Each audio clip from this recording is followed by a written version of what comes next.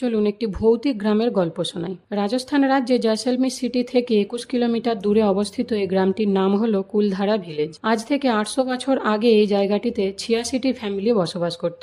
তবে এখন আর তার কোনো অস্তিত্ব নেই, শুধু পড়ে রয়েছে ভাঙা ফুটো ঘরের দেওয়ালগুলো আর পরিণত হয়েছে একটি ভৌতিক প্লেসে। প্রশ্ন হচ্ছে সেই 86টি ফ্যামিলি কোথায়, বা এটা কেন ভুতুড়ে জায়গায় পরিণত হলো। শোনা যায় 1825 খ্রিস্টাব্দে তৎকালীন জয়সলমীরের রাজা ছিলেন সেলিম সিং। ওনার নজর পড়েছিল এই গ্রামের মেয়েদের উপর, আর সেই অত্যাচারের হাত থেকে মুক্তি পেতে একদিন রাত্রিবেলায় 86টি ফ্যামিলি কোথাও চলে যায় বা ভ্যানিশ হয়ে যায়, এটাও বলা যেতে পারে। কেননা ওই রাত্রের পর ওই 86টি ফ্যামিলি কোথায় যে বসবাস করতে শুরু করেছিল সেটি আজও অজানা, বা অরিজিনালি ওই রাত্রে কি ঘটেছিল সেটাও আজ পর্যন্ত জানা যায়নি। বিভিন্ন জনের বিভিন্ন রকম মতামত রয়েছে এই জায়গাটিকে নিয়ে, তবে আজও কোনো মানুষ রাত্রিবেলা এই জায়গাটিতে যেতে পারে না। একেন বাবুর রুদ্ধশ্বাস রাজস্থান সিরিজের কিছুটা অংশ শুটিং হয়েছে এই কুলধারা ভিলেজে।